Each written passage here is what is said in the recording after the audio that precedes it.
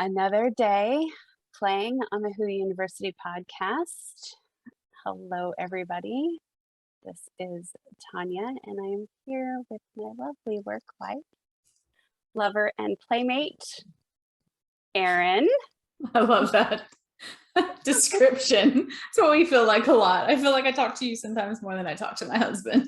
That's okay. I'm okay with it. I have yet to present my husband with the concept, listen, like Erin and I have sex. We create together. Sex is creating, right? Yeah. The only person that I want to have physical sex with is my husband. Exactly. And yeah, so like you are my other lover, my partner in crime, my work wife. All right? the things, yeah. Yeah. So except the physical things, like you said. We're all the things except the physical things. Physical things when it comes to stuff like running triathlons and like both synchronized pooping in our respective bathrooms and all the other fun things that we enjoy together. Are you ready to play? Okay, let's do it. All right. So for those of you that are maybe just listening for the first time, know that we always like to start each one of our podcasts out from a place of being within our bodies, centered, grounded, and aligned. So I'm just going to invite you all to look at your surroundings. Notice that you are in a safe place. Hopefully you are in a safe place. And if you're not, what do you need to find safety? And then I want you to bring your awareness to your breath. That thing that we cannot live and be embodied without is our breath. And just notice and be aware. How is your breath right now? No judgment. I should be breathing deeper. Notice any tension that's within your body and allow yourself to ponder what might allow me to feel just a little bit more comfortable in this moment.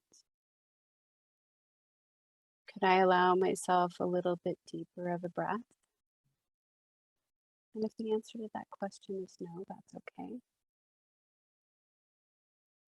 So just bringing that attention to your breath and to your body, noticing where are my shoulders? How is my back? Do I need to stretch? What happens if I tighten everything up really tight and then I let it relax, let it go?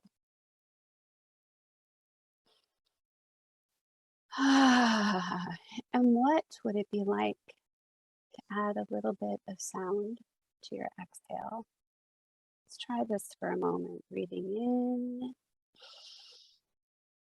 And as we breathe out, maybe is there a sigh? Is there some frustration that needs to come out? Some anger? Laughter? What's accompanying that exhale? Every time we breathe in, we take 2 molecules in. And every time we exhale, 3 molecules come out. That is our gift to the world. And it is the magic that is us, because 2 molecules come in and 3 come out. So on that note, I'm going to invite Erin. I'm going to be the interviewer today because most of the time I think I'm the interviewee. I like responding, obviously, as a generator, but I like responding to questions. But I thought that this would be a little bit of backstory. First of all, we thought that this would be a title it like the stories we hold, right? With love and money. And a little bit of backstory before I start asking Tanya her questions is, money. I don't want to say it's been my thing, but when I say that it's been my thing, what I mean by that is it's been a tender spot for me.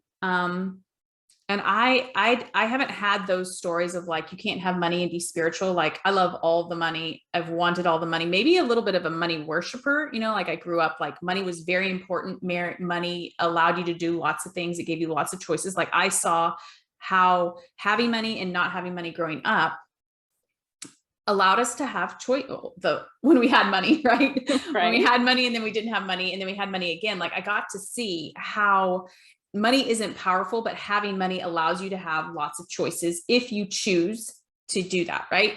And so I haven't ever had a story around money of money's bad or things of that, or evil or anything like that. Like I've always thought like it just makes you more of who you are. Like if you're an asshole, then it just makes you more of an asshole. And if you're like a really kind person, like I consider myself a really kind and generous person, I just give more the more money I have.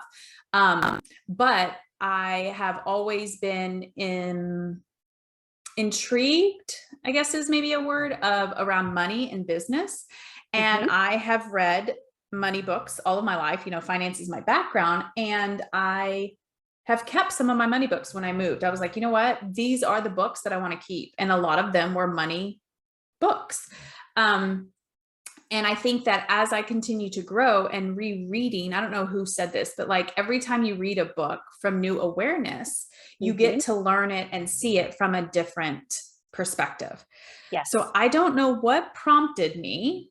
You know, it was just one of those things. It's like, here we go back to intuition or my gut, right? Like I was just looking up at my little library in my closet the other day and I was like, you know what? Money, a Love Story, like by Kate Northrup. Like I need to read that again. Like I had read it in 2021. I'd read it in 2020, but I'm like, I've changed a lot since then. It's time to reread it. Right. So here I go. Erin goes, like, I feel like I'm always like the silent, you know, like I don't speak a lot. But like, I like do these things. Like I decide, oh, it's time for me to read this book again. And then I'm like, bam, you know, and I'll tell Tanya something. And then it like opens these floodgates, right? Like she goes in with like, oh, I'll read it with you. That's what I mean when I'm like the silent stealth mode, you know, I'm like, hey, read this with me. Or I don't even think I suggested that. I just I was just sending you these things like, oh my gosh, I understand this on such a different level now. Right.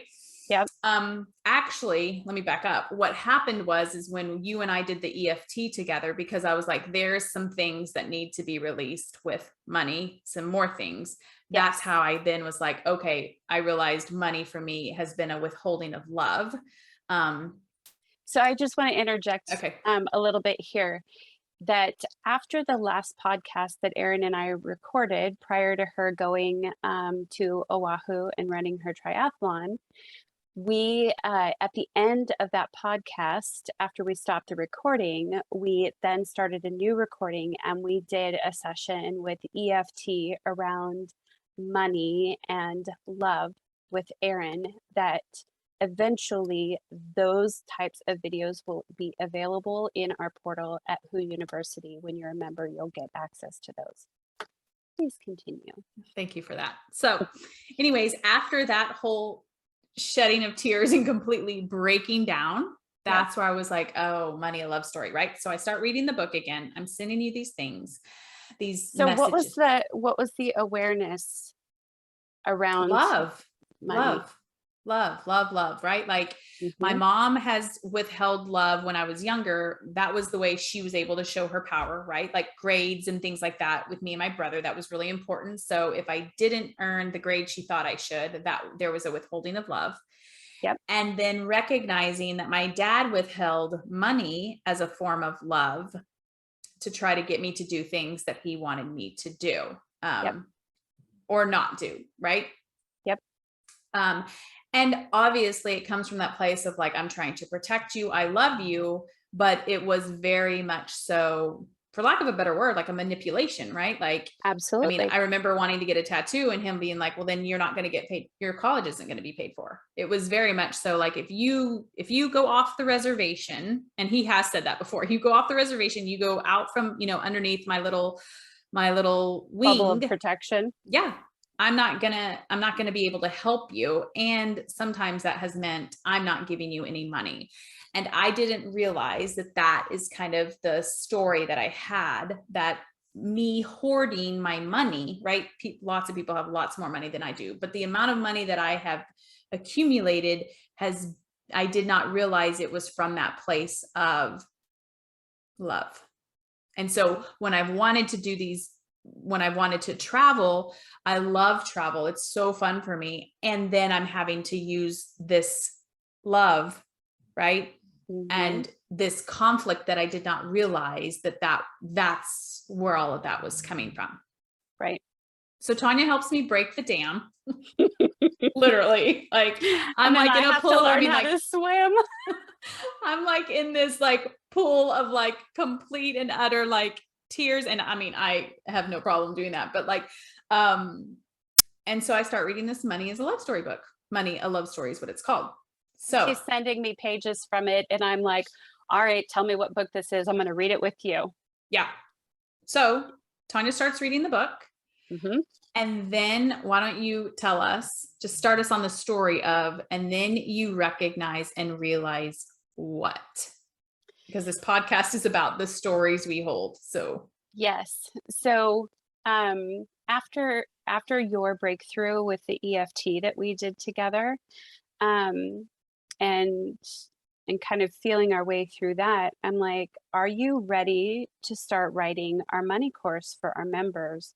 Are you ready to start putting that together and sharing all this amazing wisdom that you've learned as a financial planner and all the things that you've learned about how to handle money and the ways that we manipulate others with good intention, but like the messages that we're sending our children. And so I had encouraged you to start like bringing together your thoughts and ideas. And when I asked you, are you ready to start writing your money course, your money book? You responded yes. And then as we were talking about that, Erin says to me, I want you to be there too. And I'm like, well, of course, because like I'm the other side of the tracks in experience. I hadn't really thought about, I didn't have a money problem or a money hang up or issue. Mine has always been around love. Mine has always been around empowerment. So also too, but real quick, but also too, like if you were to say, I think it's like around your body. Yes, it's around love and empowerment, but like if you were to describe or just, you know, Tanya has been around like having a body, all the things body, right? All the things health. And I've been on that other side of the spectrum of like all the things money, but at the same time, at the core, it's all for both of us. It's been about empowerment and has been about love. Right. Right. So earlier, prior to the EFT, we were talking about doing some work in the creation of Who University and this vision that we share for our members and people that would eventually come to work with us. And I had said, I need to wait until after our trip to Egypt. And Erin had asked me an innocent question one night about, you know, what's going to change after Egypt, which started the first crack in the dam. It was like the one hammer strike and the nail that went into the top of the dam for me. And that was realizing how I was still in a place of considering what everybody else wanted and not what I wanted. I hadn't even stopped long enough to really ask myself, what do I want? And what do I feel powerful enough to create? So then after Erin's EFT, and we were talking, you and I were talking about this money course. And I was like, well, of course I will be there to do this with you because we do everything together. The beauty in our relationship is this title exchange, just like you were talking about before we got on this, when we were both in the bathroom pooping. We were looking at a video that Erin recorded about the tides coming in and coming out. So on the waves of Erin's dam breaking and then deciding to create this money course, and then me talking about what I bring to the money course, we talked about something that I've been aware of for several years, which is that for me, money was very much tied to pain and love. When I was young, my grandmother, she didn't have much money at all. Um, and she was the one who would always buy me the things that I wanted, not the things that I needed or like just meeting my basic needs kind of thing. She was always the one who had time for me, and like I felt that was love, right? The gifts that she could give me, um, of what little she had, that was love. My mom, on the other hand, grew up very much with her parents fought incessantly about money when she was a kid. They fought over her medical bills. They fought over money a lot, and there was a lot of trauma there. Um, so my mom, in turn, um, you know, was a hard worker and um, had met with a lot of really unfortunate things in her life that ended up hurting her. And she got to a point where the relationship she had with money was very tenuous. And that transferred to me, um, in the form of like money was pain for me because money was not only pain, but it was dirty and it was wrong. When I was like 8, 9 years old, we had someone doing construction on our house to add an extra bedroom. And that man came into my room because my mom had a very open house kind of policy, and she was working during the day. And he came into my room and wanted to touch me and tried to kiss me. And then he gave me money to be quiet about it. So, all right, I didn't say anything. My mom would never just give me money. She would do things for me and she always made sure my needs were met. But like I would ask for dance lessons, or I would ask for, can we go out to dinner or can I get a treat? And I would hear, no, we can't afford it. It's not in the budget. So then life moves on a little bit more, and I would go um, hang out with my grandmother. And I had a girlfriend one time so my grandma had to go to work, and my friend, we were like maybe, I don't know, 10 or 11 years old. And so we'd go hang out at the mall while my grandma was working, because my grandma worked at the mall. And she was like, let's just take this candy. And so that was where the whole idea that I could just take something and I could have what I wanted. Um, Whereas my mom would always say no, or um, if I did chores, I got paid like pennies on the dollar kind of thing. So that started. And then um, when I was 13, I met another friend that was into shoplifting, and she was like, come on, let's go. Like, we skipped school. And this was at a time where I was very angry at my mom. It was not long after she told me she was gay. And I was like, here, you've been telling me all my life not to lie. And you've been lying about who you are. Yeah. Right. Because Yeah. I'd been asking since I was like 10 years old. So I was, hot angry with my mom. Yeah.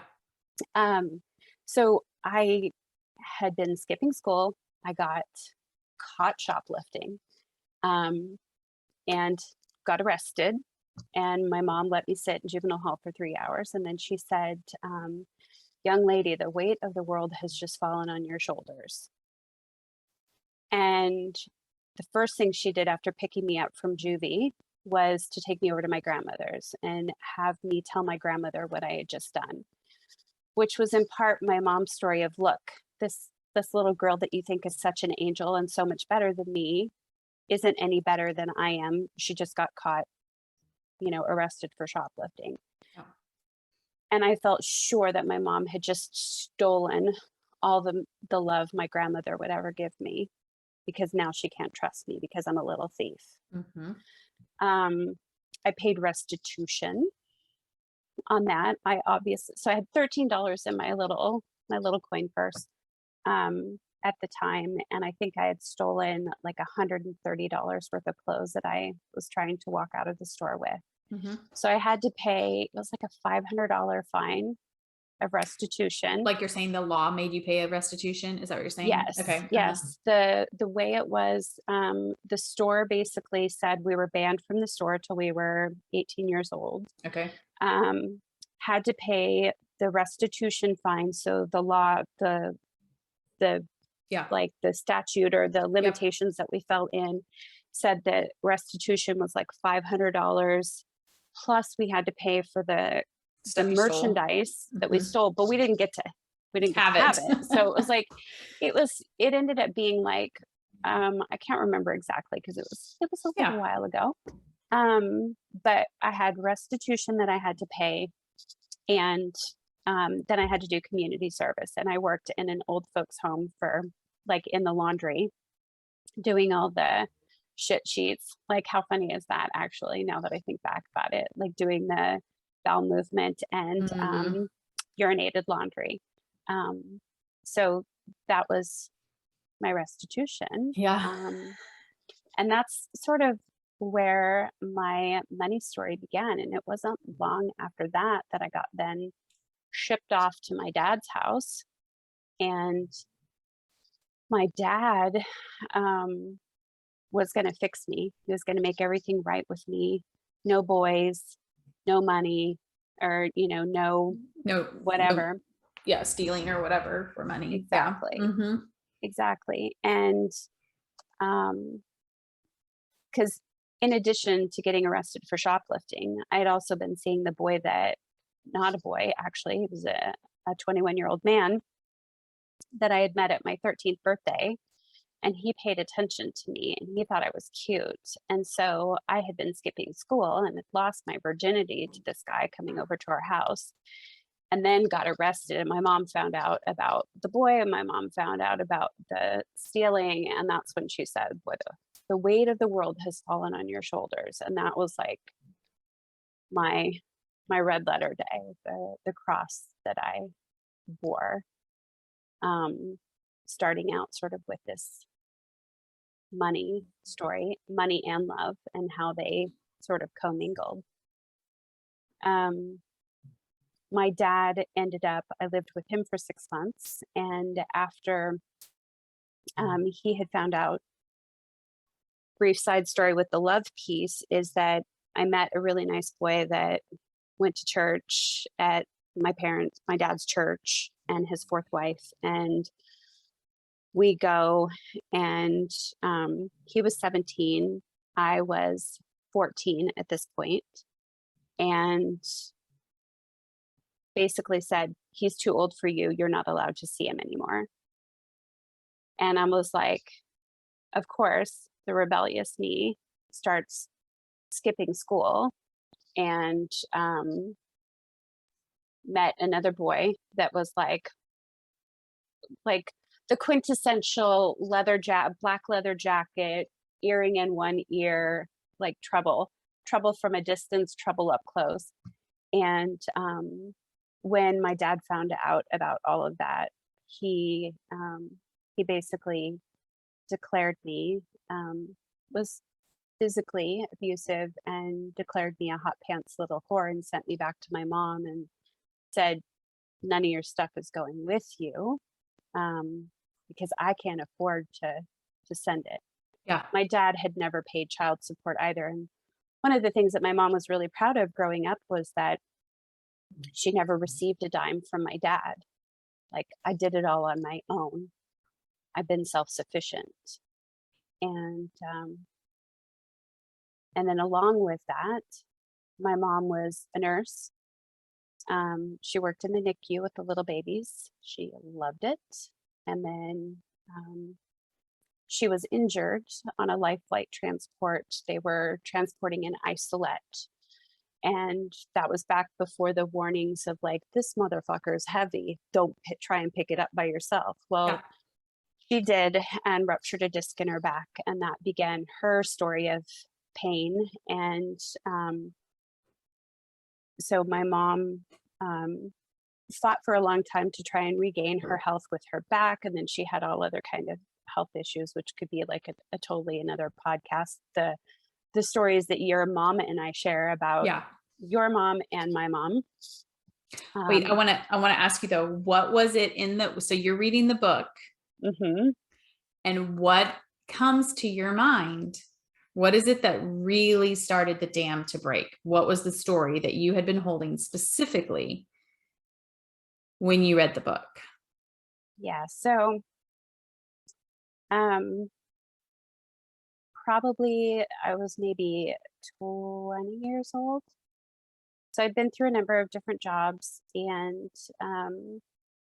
after having gotten arrested, I kept my nose clean. I didn't get in trouble. They said if you stay out of trouble till you're 18, we'll expunge your record, we'll wipe it clean, etc. So I did, and around 19 or 20, um, I was in a kind of bad spot and skimmed a little cash at a job that I was working. $5 here, $6 there. And I didn't get caught. And then I got another job working at a bank and got accused, not accused actually. So there was somebody trying to defraud the bank. And this was my first job at the bank. I thought I wanted to go into finance. I thought I wanted to be a financial planner. I thought I wanted to be an accountant. I wanted to be in the world of money because I wanted to have lots and lots of money.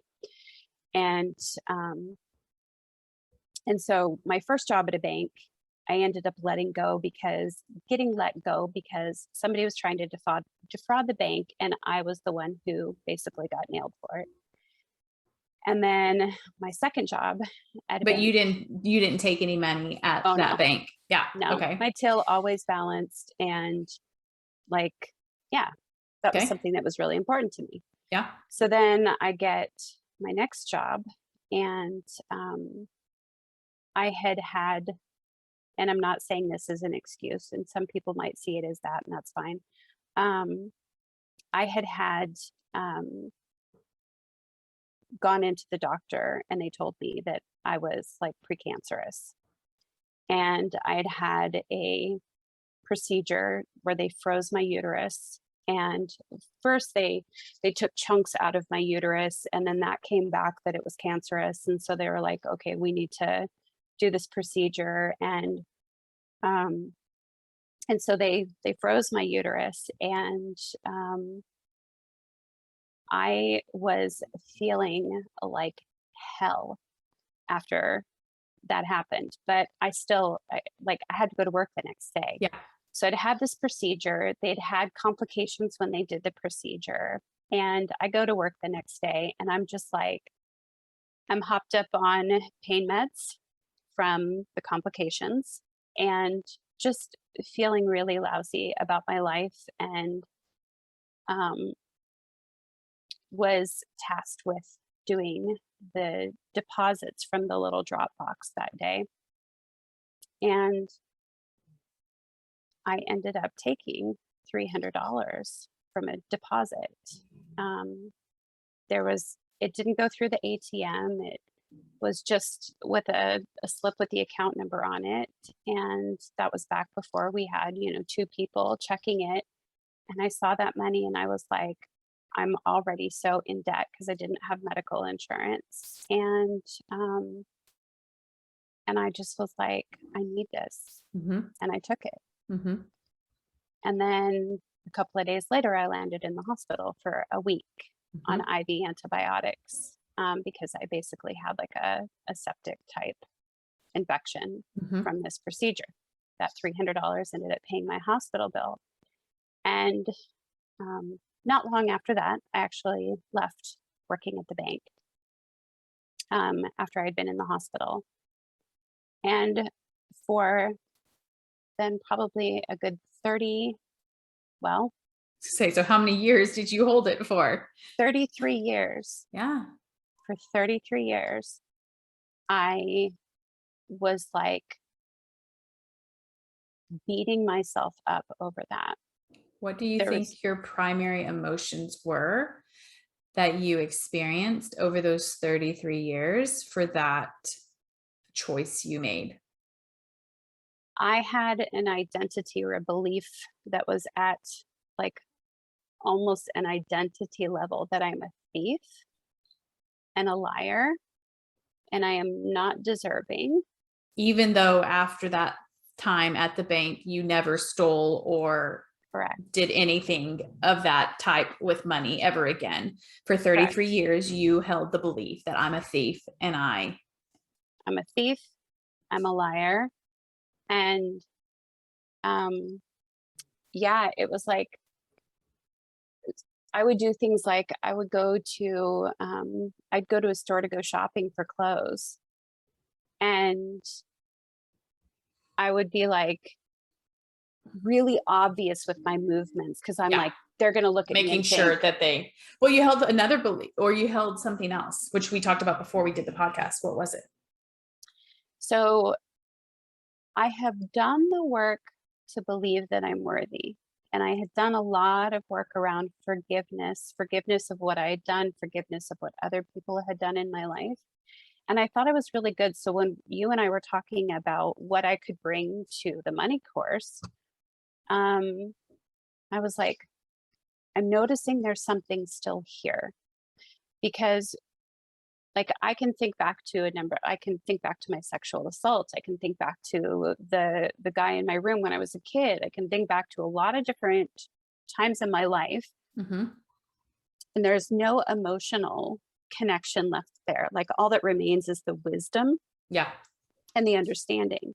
But when we were talking about when I brought up sharing about the story and about the $300, I'm like, there's something there. Like cognitively, my brain, that little 5% up here was like, yeah, we've done the forgiveness work. We know that we're worthy. There's something there. Mm-hmm. And I had been watching, I had popped an Abraham on when I was getting in the shower, and it led right into the School of Greatness with Lewis Howes. And he was interviewing Dan Millman, Peaceful Warrior. And Dan Millman was sharing this idea or this concept that, we can see ourselves, we can have self confidence, we can feel like we are worthy. And a lot of us have this sort of internal scorecard about the things that we've done in life where we say, this was good, this was bad. And so we start the scorecard of whether we are deserving or not. And everything that we do will come from that level of deservedness. And the thing that finally clicked after you and I had this conversation, when my dam busted open, was this awareness that for 33 years, I felt like I didn't deserve money. I didn't deserve love because I had done this thing, right? Mm-hmm. Mm-hmm. And then to realize not only that, but that I had been trying for 33 years to pay restitution to something that, to someone that I couldn't. And in my mind, I had this whole story that, and maybe it's true, but I had this whole story that, like, what if that was a single mom that was just trying to feed her kids and you basically took that away from her? Who cares if you were paying a medical bill? Who, like, you're like the most awful person there is. And so Yeah. I realized not only did I have this limitation about what I deserve to receive, but I had a limitation in my giving. I wasn't giving. Sometimes I would give from generosity, but oftentimes my giving was from a place of Guilt. like trying, yes, it It's was like from righting your guilt. wrong, trying to right. Is that the same? Like they try Mhm. to right the wrong, right? Like, Trying to pay restitution. yeah.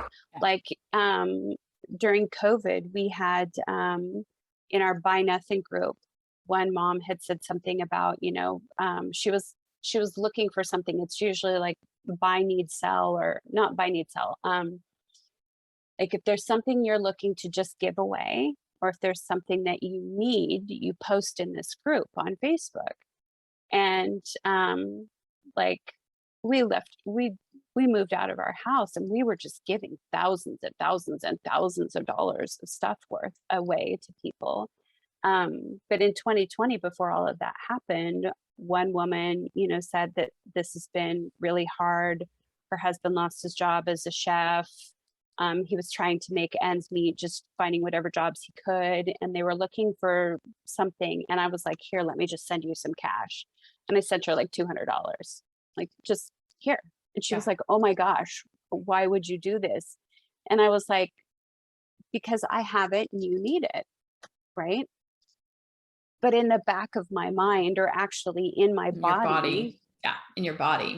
in my subconscious, in that 95%, I was like, no, I need to pay restitution. Like here's a mom that is saying she's struggling, and obviously younger than, like, not the person this happened to, um as a result of me, but I'm like, it all trickles down, right? Yeah. This could be Yeah. her daughter and I don't Yep. know, Yep. right? Yeah. So, um, even when you and I were talking about the money course and talking about doing this podcast, I was like looking up the statute of limitations for being Mhm. punished. Mhm. And in my sort of like my mental and emotional preparation for doing this podcast, I was like, what might people say? What might people think? Because you know And me, I'm like, we have to do this because there are so many people that are just like you that, for lack of a better word, made some, not so, choices. yeah, made some choices, right? Let's not judge it, right? Right. We made a choice and we're sitting over here and we're, beating ourselves up. And here's what I also want to say, whether we stole $300 from a bank, or for, here we go back to, we're the same, right? Like we as humans are the same. I have never stolen money, but I used to have so much guilt on how I raised my daughter when she was a newborn and when she was, growing up, right? Like of, and how long are we going to carry around the guilt and punish ourselves? And so Mhm. whatever it is for you, whether it's you stole money or you've parented and you've yelled at your kids or you've hit your kids or you've, lied about something or whatever it is, we're the same because we still experience the guilt and the shame Mhm. and the undeserving of love Yep. and also money, right? So Yep. um so I was, of course, she needed to like kind of have her like actually process it. But I was like, we have to talk about this because there are so many people that this is happening, that this has happened to, and we carry this around. And the other question that I have is two, actually. One, how did it actually affect your health by carrying around this guilt and this shame and undeservedness? Yeah. So what I realized with the loop is that I had this, like, I don't deserve to receive, and my punishment was needing to give. So there was all this guilt attached to my giving. There was all of this punishment and pain that came in with my receiving. And what kind of chimed up for me, one day I was doing a little bit of cleaning and noticing how, like, that has been my pattern, like either to overgive or to overdo or to try and make up so that people will accept me and love me kind of thing. And the thing that kept sort of cycling around in my body and in my awareness was, why didn't you learn your lesson? Why didn't you learn your lesson? Why didn't you learn? Like anybody that asks, why didn't you learn your lesson? And so it was like this thing that just kept chiming up. And all of a sudden I realized I did learn my lesson, because the lesson that I received, the lesson that I had, was the same lesson that my mom had, the same lesson that likely my grandmother had, which is, you are bad. You are Inherently, as your you are being. inherently Yep. bad. Yep. Like there's so much shame here. You are bad and you deserve to be punished. Yep. And that was the loop that I was stuck in. Yeah. I am bad, not I made a choice Yeah. that maybe wasn't like given the opportunity to make it again. Would I choose the same? No. Unless, of course, my identity is still that I am bad and I deserve to be punished. So this was a huge awareness, because at that point I went back to that part of me that was just the little girl. And this is the part that's in my body. This is the part that was like, yeah, we can talk about the $300, but I'm a little fucking freaked out right now. Like, what's going to happen to me? What kind of punishment am I going to face? Which prompted you to look up the statute of limitations and all of the things, right? Mm-hmm. So from the health standpoint, all of that shame, all of that anger, all of that wrongness, all of that badness is an energy. It is a chemistry that we create. Our thoughts create a chemistry, and sometimes the chemistry is what's creating the thoughts. It's this loop, right, that keeps going. I don't deserve wellness. yeah. I need to be punished with sickness. Yeah. It's that shame and wrongness directed inward. It's that anger directed inward.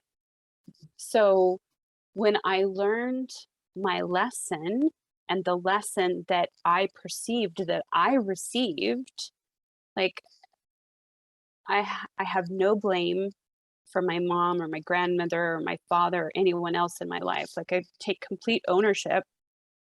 And as an adult, that's a beautiful thing. Like Yeah. we get to be owners Yeah.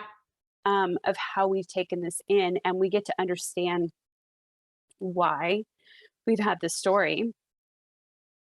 I can see the pattern in my mom, like the anger that gets directed back in that, we talk a lot about inflammation. Yeah.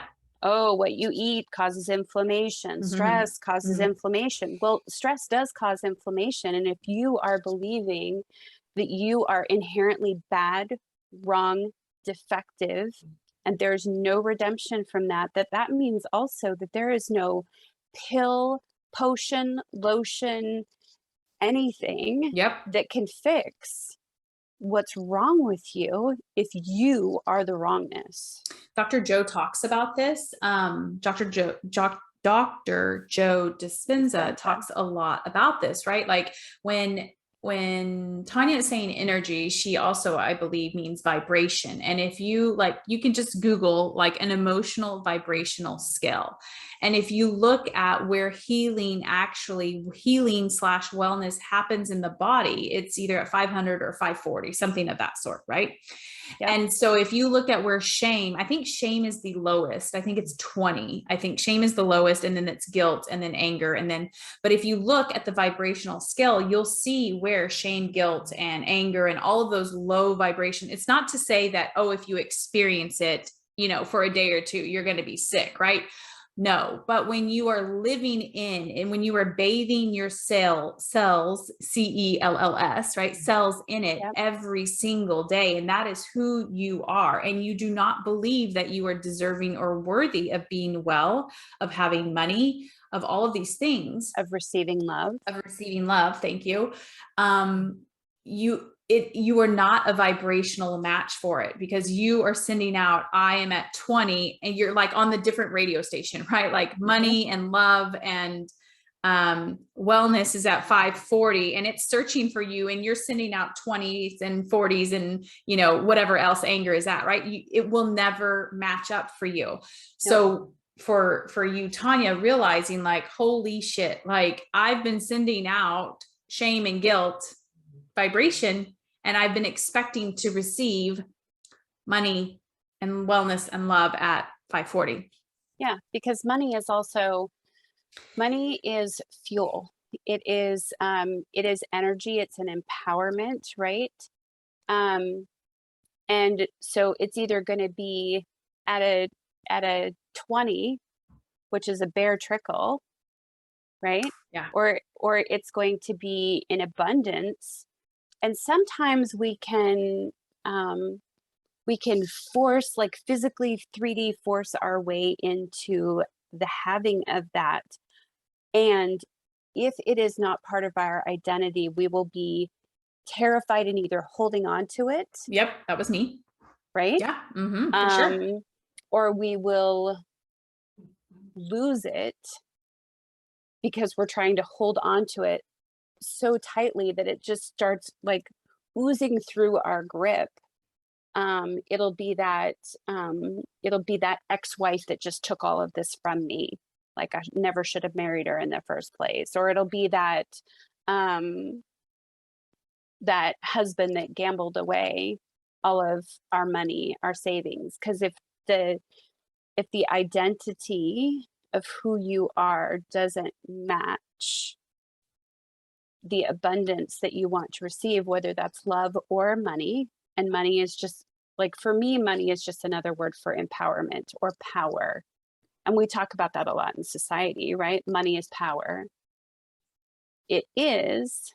It has the power to create. It has the power to destroy.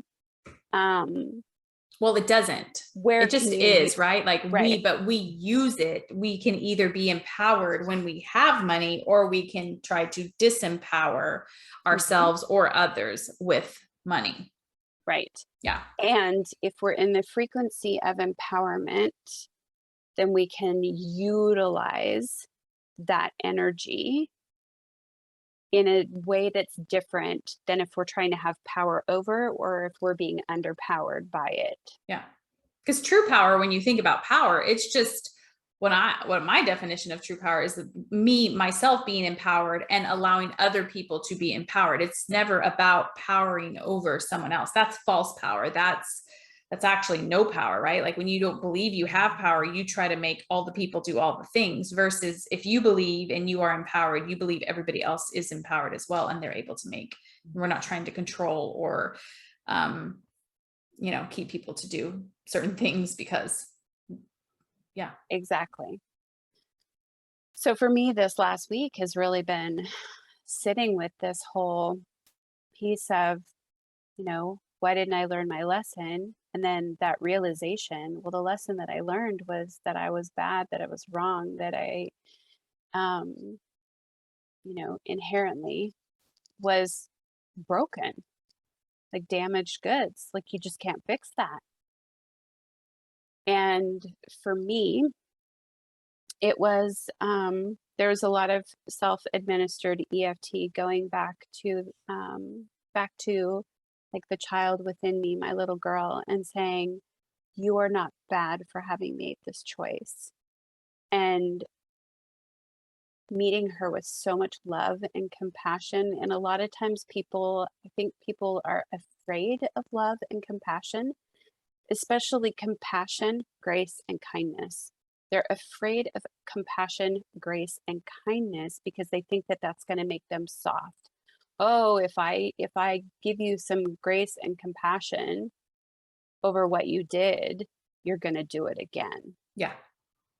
let you off the hook is the way I would describe Right. it, right? Like, Right. yeah. You're being too soft. You're being Yeah. too soft. Well, I got beat with a hairbrush. I got my jaw almost dislocated. There was no being soft, and it didn't work.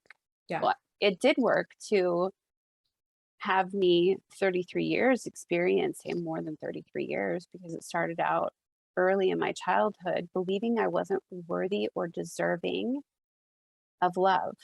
Like my mom my mom's good intention or what helped her feel powerful in a very disempowered time in her life was to say that I did this all myself. Right. Nobody helped me. Your dad didn't give me any money. Um, and the message that the little girl in me got was, you don't deserve to receive money from your father because you're not lovable enough. So Right. for me, um, realizing where the whole my love story came in and intersected with my money story, um, that has been really huge for me actually. That realization that yes, I felt like I was worthy. Yes, I'd done a ton of forgiveness work, both for myself as a parent and to others that, in my life. But that deserving piece was internal, and that deserving piece was something that was just within me. And I'm so grateful that I've actually taken the time to form an intimate relationship with this body, between my body and my mind, because for the longest time, my mind was just like, oh, yeah, I'm good. I'm good. Like everything's fine. Yeah. Everything's fine. My relationship with this physical body now, reconnecting to my power Yeah. is the thing that allowed me when you said, "Oh, can we talk about, the $300?" And I was just like, "Oh, okay, there's something Yeah, like there's something there that needs to be paid cognitively." attention to, right? Yeah. It's the listening to our bodies. I think that this, and I've said this so many times, right, with our internal text messages of like, I think this is how sometimes coaching can be misconstrued because Mhm. the mind is so powerful, you can overpower your body,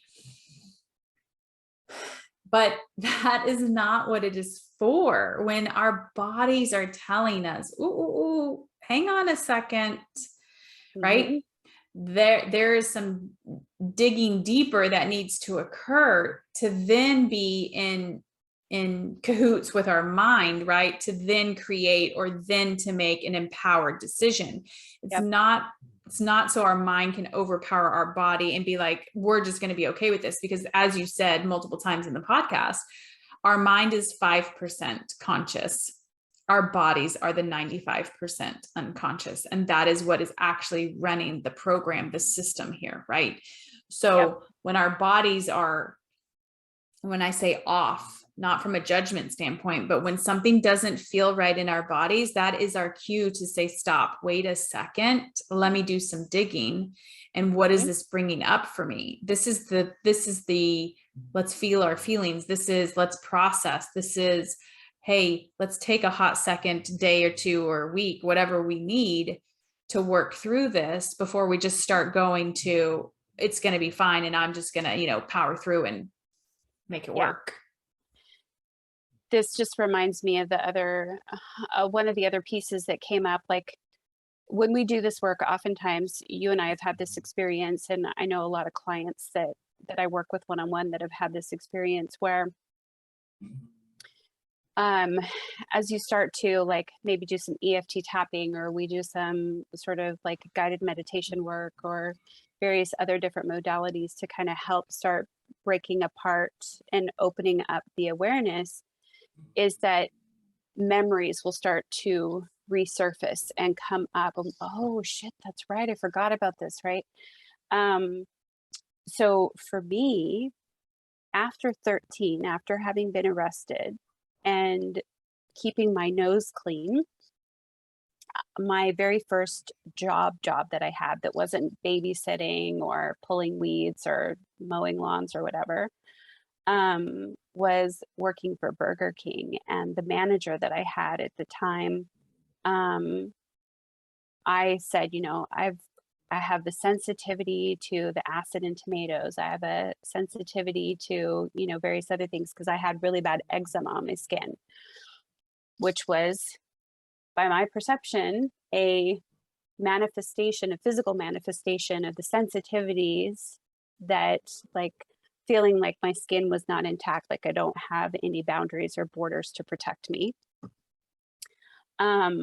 Which I didn't have that language at 16. I was just like, dude, like my hands will be totally inflamed if I have my hands in the food stuff, right? Also back in the day before people were wearing gloves all the time. And so he put me on the cashier's till, and my till always balanced to the penny. 16. I was good with money. I knew I was good with money. My mom taught me how to count back change and do all that kind of stuff before the computers would tell you how to do it. And then there was a whole kind of love triangle thing going on at that particular job. And the assistant manager called me in the office one day, and she did not care for me for whatever reason. And said, your till was $16 and something short the other day. And I was like, no, it wasn't. And she was like, yes, it was. So you're cutting tomatoes today. It was that whole punishment piece. Yeah. And that's that vibration that shows up to match what you're putting out. So I had that at 16. And it was essentially being punished for something I didn't do, for money that was, like, didn't balance. Wait, I want to stop you because this is really fascinating, because you said this before the podcast. This contrast that you and I have, right? Because you believed that you weren't deserving, or that you were a thief because you had already had some, you let that go. And what is coming up for me right now is I would have fought her tooth and nail, like, you are fucking nuts. That is not who I am. And just noticing when we have this story, when we have this identity, what we will tolerate or allow or whatever, like I would have been like, let's bring in all the teals, right? Like, let's just see where it is, because that is not who I am. And you just brought that like up as like, no way. Like, I'm not cutting tomatoes. That is not what I did. Like, let's bring it all out. I cut tomatoes. Yeah. And that memory came up when I was like, why didn't you learn your lesson? Why didn't you learn your lesson? Why didn't you learn your lesson? Yeah. And I realized it was because that story of deservedness and punishment, not only was it like back to me as a baby and the vibration that I was receiving, but it was my mother's, it was my grandmother's, it was my father's. Yeah. That belief about who they are, that stuff gets transmitted through our DNA. Yes. And I want to say, I obviously have had the same deservedness, but it has been from, you have to work hard for it. So you can have it, but like, you got to like work really hard for it. You're going to pay the price. You're going to pay the price for it.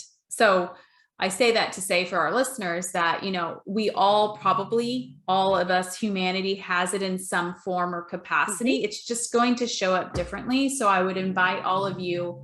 I have to take like a hot second because my dog is snoring so loudly and I'm so upset right now at him. But Murphy, I digress to all of our listeners that are saying, oh, well, that's not me because I haven't done this. It probably is showing up in a different way for you. And so if you don't have what you want, then that's where we get curious and be like, okay, I'm blocking it somehow. How am I blocking it? Yeah. Can we Okay. just laugh for a second at Murphy? Oh my gosh. Can you hear him? I He's like can. I usually tuning can. up and like we've been gone. He sleeps so hard when I come back. He's like attached to me like the umbilical cord. So yeah. His So on source that of note, love and security. I just also want to add okay. this one little piece is that you have we've talked about this little piece too, that you and my husband have both had this like, don't take more than your fair share. If if I'm taking, then somebody else is going to lose out. If I I'm don't res- I don't know if I've had, and maybe I've said that to you. I don't know if I've had someone's gonna lose.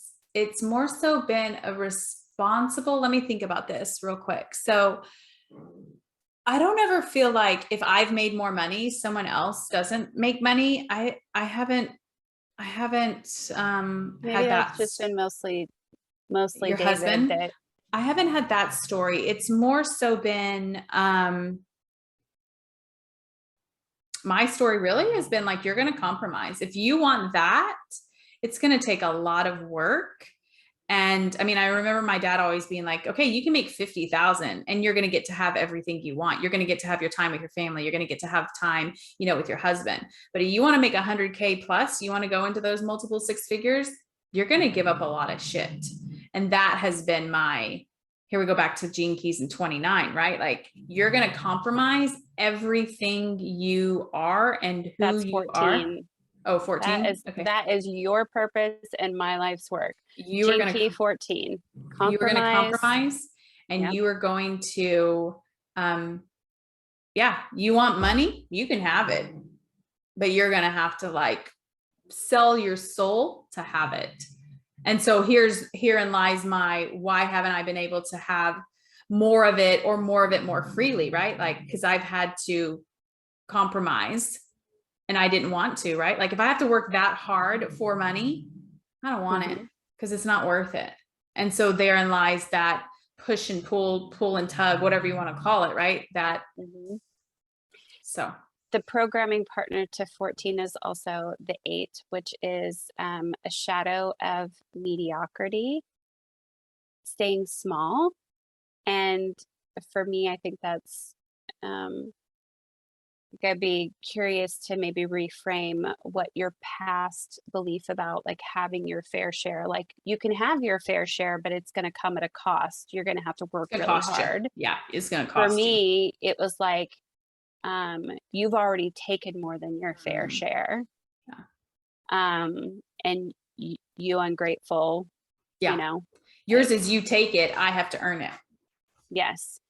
And I think my husband's is like, I can't take too much because then I'm taking it from somebody else. Like there's only a certain amount. Yeah. And if I take more than my fair share, then I'm going to hurt somebody else. And that's just not in his nature. But all three of those presuppose that there's a lack or a limitation. Yep. 100%. Yeah. It's a type of poverty consciousness, right? Yes. It's Yeah. just believing that there isn't enough to go around. Yeah.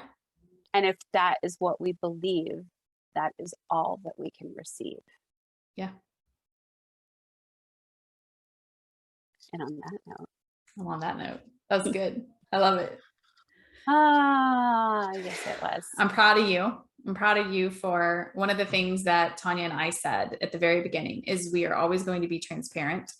And maybe that looks like after the fact, right? Like I'm not advocating for people to, while we're I remember like getting divorced, right? Like that wound was it was a wound. It wasn't a scar yet. Right. And not wanting to talk about it, but now it's just a scar and it's just part of who I am. And, it happened, that kind of thing. And so one of the things that Tanya and I decided early on is that we were always going to share what we were going through, everything, right? Like we weren't going to filter anything out.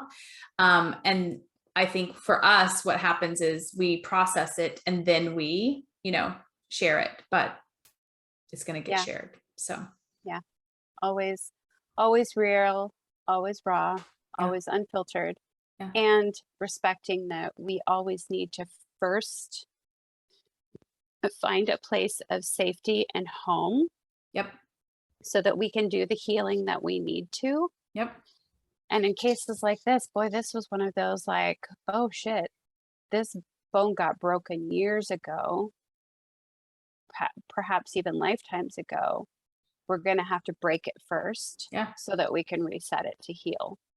And it heals much faster now. Yeah. But that was my last week, and I'm really grateful for you having gone and done the triathlon so that I could be like, yeah, we're not going to do a podcast right now because you're running a triathlon, and I'm just going to come over here and lick my wounds and do my sleeping and snore hard, and yeah, and then I'll be good to go. Yeah.